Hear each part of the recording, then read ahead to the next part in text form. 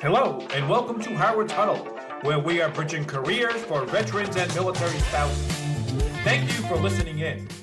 I'm your host, Jim Lindsay, and today we are joined by guest David Munn. David is currently a military career advisor 2 at Southern New Hampshire University, working with military-affiliated students and alum in the business vertical. He had previously been a career advisor 1 in the social sciences vertical. David has been with Southern New Hampshire University since November of 2020 and is passionate about helping veteran students, business students, and alumni. David is continuously evolving his career developmental skills and is currently a Proceed Change Management practitioner, a certified career transition coach, a hidden jobs market coach, and a veteran career strategist. In addition, David is experienced in the job search process, which includes decision-making, job description analysis, marketing, document development, branding, and interview preparation. Lastly, David is an Army National Guard and Air Force Reserve retiree. He spent 15 years in the Army National Guard as a supply sergeant who was deployed to Honduras for 5 months. He also spent 18 years in the Air Force Reserve as a flight medic, aerospace medicine supervisor, education training manager, first sergeant, and career advisor before retiring in 2013 after 33 years. So David, thank you for your service. Thank you for your sacrifices. Thank you for your family and their service and sacrifice. And welcome today to Howard's Huddle. What's up, Jim? Welcome, David. Welcome to Howard's Huddle. I love those pictures. So yeah, that's Howard and his wife Marjorie prior to his deployment in early 1944. Oh, wow. I know, it's hard to imagine kind of how, I don't know, how excited you'd be, how scared you might be, or I don't know. Yeah, I think you're right. I think it's a combination of all of those, right? Obviously, I'm not a veteran. I didn't serve. I come from a long family history of service, but being in that seat, knowing what you might be getting yourself into, and then ultimately the decisions he had made to save those within his company. So yeah, I don't know. I don't even try. Well, I guess sometimes I try to put myself there, but you can't. I know I can't. Wow, what a wonderful tribute this is to him and your family, you know. And I really appreciate you coming on out today. Whatever edits I need, if one of us starts chuckling or swearing or something in between, we can always edit that out, right? Oh, good. A distinct possibility always. Listeners, are you a business looking to recruit from the incredible Southern New Hampshire University military community? Are you curious about the ultimate sacrifice, yet the undersung story of World War II hero Howard Gumm? Let's honor him in the way he undoubtedly deserves and help him get the recognition that he is long overdue. Let's honor our military community by helping bridge the gap in their careers, discovering their stories together. Now's your chance to learn and connect. Reach out to Jim Lindsay at Southern New Hampshire University. He's ready to help you tap into his valuable resources. Email Jim at j.lindsay1@snhu.edu. That is j.lindsay1@snhu.edu. All right, so Dave, can you share a little bit more about your military background and the roles that you served in? Sure. So I spent 33 years in the military, and all of it was reserve. So I spent 17 years in the Army National Guard and the other in the Air Force Reserve. The roles I've had, I've been supply. I started as a supply person, and then when I transferred over to the Air Force, I was a medic, education and training manager, first sergeant, and a career assistance advisor. So I was a reservist the whole time. I deployed once in '88 to Central America. So one quick question. So you served both Army Reserve, Air Force Reserve. You're retired. Do you identify yourself as an Air Force veteran, Army veteran? And if so, either one that you proclaim to be, what do your colleagues and your comrades from the other service have to say about that? Oh, man, I would say Air Force. That's the one I associate most with. And of course, they'll let me stay with that as long as it's some kind of chair force. You know, that's how they describe it for most people, even though I do have an Army background and I deployed in the Army. But yeah, I'm definitely connected to the Air Force a lot. Okay, and sorry to interrupt you. I'm glad you brought up chair force. And again, I'm not a veteran. I shall not judge. But I don't know. But thank you for your service, David. Sure. We really appreciate that. Honestly, we do. But so you are an Air Force retiree. There you go. Yep, right. That's it. That's a good way to characterize it. So when you decided to transition out, really, what really motivated you to transition from military service and then to go into civilian life? Why didn't you continue your military service? So I think like a fair number of veterans, I was required to leave. I was forced retirement. And again, I don't want to use that word negatively or in a derogatory way, but it was forced retirement. I was you can either be 60 years old or have 33 years of service. After 30 years, you have to, or is it 33. and or 33 rather? 33 and or. Okay. Mm-hmm. After being in the service for so long, when did you? At what age did you join the service in the Army Reserves? 18. 18. So okay, so you did that for quite some time. So what were your initial expectations or assumptions about transitioning from military life to civilian life or civilian employment? So for me, Jim, I was always in both. I was in the civilian side and I was in the military side. Yeah, so I always had kind of like one foot in each one. So for me, it wasn't as traumatic of a transition. I think it was just nice that the way my military career worked out was perfect, was right for me because I got to deploy when I wanted to deploy. I got to, I came in during Ronald Reagan's era, Cold War era, and so there was a lot of money available for the military, so I got to do a lot of really cool things. I got to work on projects, but I kind of did it on my own time. Like, when I was in between education or jobs, I always had that option, which was really nice. It made it an easier transition. Can you describe some of the skills or experiences as a reservist that you thought would benefit? Well, again, so you're part-time reserve, right? And then you've got your regular full-time job.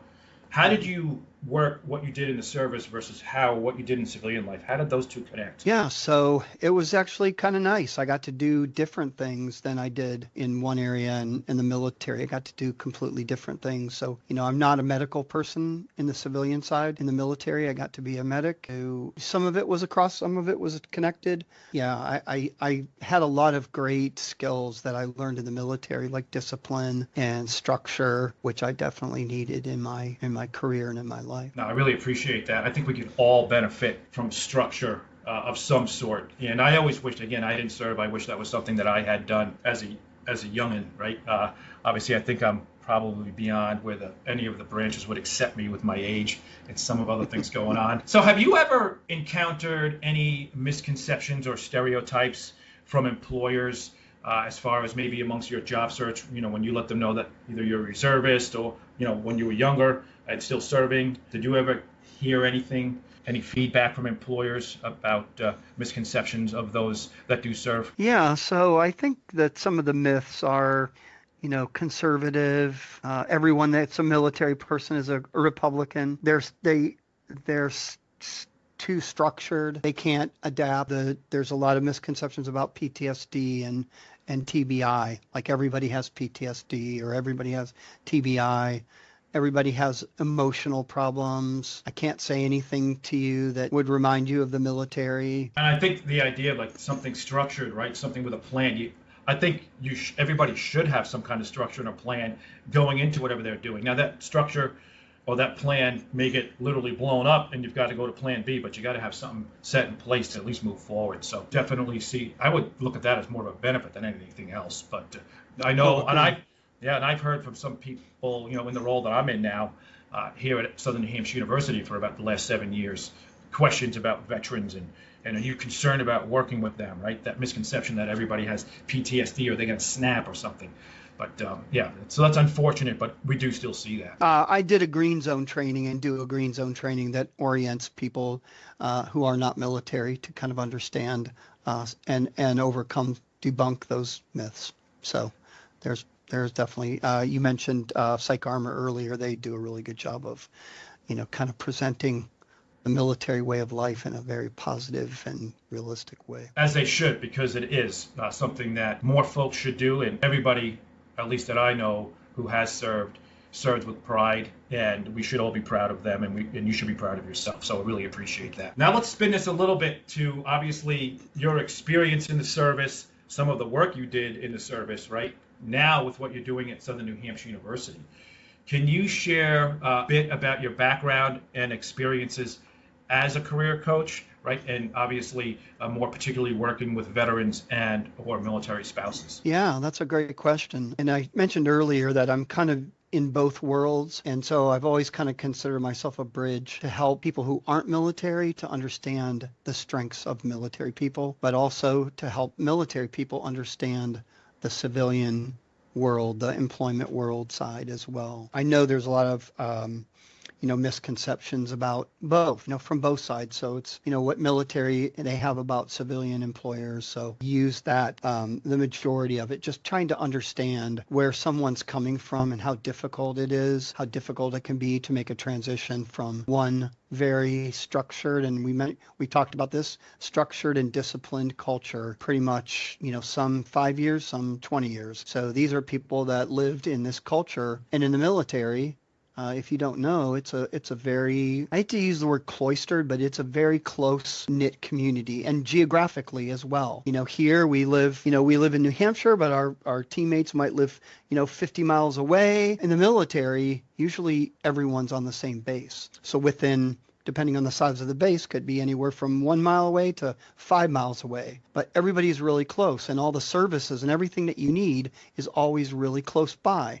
And so if you go from that culture, which has its own language and rules and that kind of thing, to one that has almost everything is spread out. Everything is kind of like, oh, do your own thing, or, you're responsible for this. That makes it really difficult. So helping them understand that, okay, it's going to be a little uncomfortable at first, but there are people that can help you. And you're one of them, Jim. I consider you a very good friend and someone who definitely helps veterans understand an employment situation, and you also help the employer understand the veteran situation. So I appreciate that. Dave, thank you for that. And I'll be honest with you. So I've been, like I said, in my seat about 7 years. And one thing that I had asked after I was hired, right, and I know we know at Southern New Hampshire University, we get hundreds of applications for each job, right? And then not shortly after, but a little while after I landed my role in my seat, I asked the question, how come you didn't bring in a veteran or a military spouse for this role? Response was, we want somebody with civilian eyes also seeing it, because those employers, not all of them, but the majority of them are going to be looking at it through civilian eyes. So if I'm looking at a resume from a student, and to me, it might as well be some foreign language, you can just bet that those other folks in those human resources offices are seeing the same thing. So I appreciate that, Dave. Thank you. Yeah, no, Jim, that's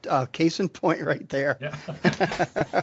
So thank you. So what motivated you? Obviously, right, you did your service, you had your jobs. You could have transitioned out and said, you know what, I understand part-time, right, and full-time job, but you could have gone anywhere after you decided when you were done in the service. You could have gone and do something completely different. You could have gone and sold used cars if you wanted to, right? So what motivated you to specialize in helping veterans and spouses with their career transition? Part of it, I think I've told my story before. I may or may not have told you, but there was a time when it took a long time to find a job, and it was very painful. It was extremely painful, and so I can only imagine how painful it is for my military people to make that transition, feeling like they have all these great skills, and they do, and all these strengths.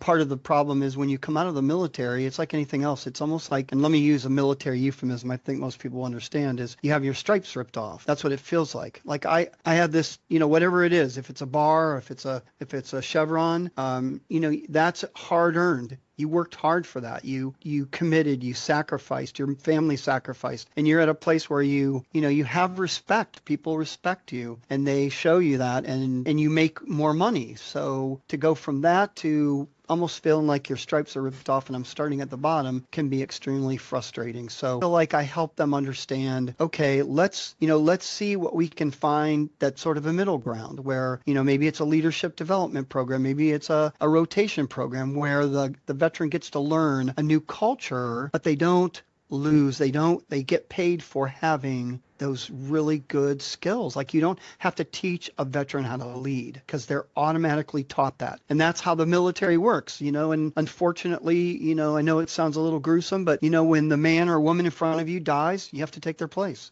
and you have to be prepared to take their place. So other people are looking to you to fill that gap, and that's what we do. We fill gaps very well, and we can do it from any number of perspectives. So, that just was kind of why and the motivation between, for me, having that experience and then having the experience of the military. So that's why. You mentioned one thing with yours, it took you a long time to find that job, right? So what are some of the unique challenges that veterans and spouses may often face when transitioning to civilian employment? Yeah, sure. I know we've talked about this before, and I'm sorry, I'm just kind of using my notes here because I wrote some things down. But, one of them is, kind of overcoming misconceptions and myths. Okay. That's the one. That's a big thing. But another is translate, because I think you kind of mentioned that a little bit, as an employer, the employer side and that language. But what we've seen a lot of times with employers is they hire veterans to be the interpreter. These are HR people that when they look at a veteran that's a captain and they know what it means, like what's the civilian equivalent. So translation is one. The other is, again,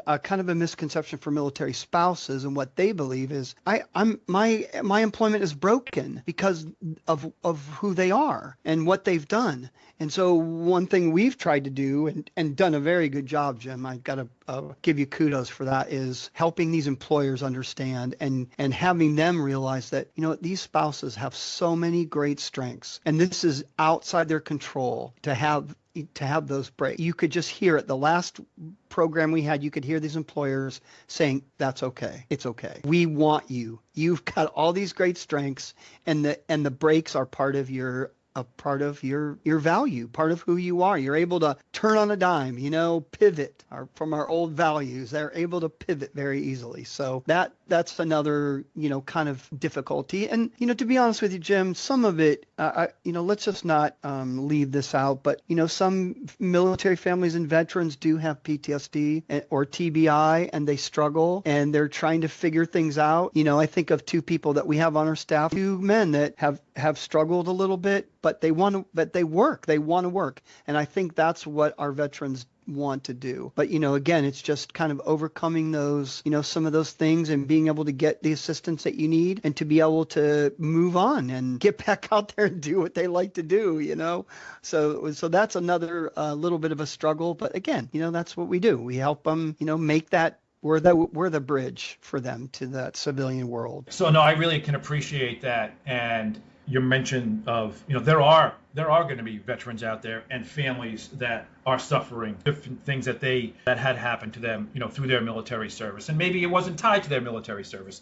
Maybe it's another life situation that had happened. But those are the folks that we really need to extend a hand to. Don't be afraid of them. Get out there, and if you've got them on staff there and you're able to identify them, set up programs where they can reach out for help. So it does exist, and it's not something that we shouldn't talk about. It is something that we should address more. So I appreciate you bringing that up. No, I love that, Jim. I wanted to thank you once again for coming and joining me today and having this conversation and bridging careers for veterans and military spouses. And thank you for your service. Thank you for your sacrifice, your family's service and sacrifice along with you. I understand how that goes. So I'm going to leave us with one final question. And what advice would you give to someone who is just beginning their journey from military to civilian life? Well, first thing, take a deep breath. Just take a deep breath and give yourself a chance to navigate some of these transitions. Again, I think when we come out of the military, we are hard charging and we are at a much higher tempo and frequency, but I think it is really important to understand that those transitions take time. Transitioning, for your family, your loved ones, your personal life, your social life, because, some of those things are, you're going to have to leave that too. So you're not just leaving a culture, you're leaving the people too, in a lot of cases. So, that would be my first suggestion. Just take a deep breath and let the dust settle a little bit and enjoy or try to gain a perspective on leaving the military and having some security or comfort with that, even if it wasn't your idea. But again, sometimes that just takes time. David, thanks for coming on out today. Great guest. I appreciate you, your service, your experience, and I hope you have a great rest of your day. I will. Thanks. I've been your host through this incredible episode, Jim Lindsay. And I can't wait to welcome you back for another round of inspiration, knowledge, and empowerment. So don't miss out. Tune in next time. same place, same energy, here on Howard Huddle.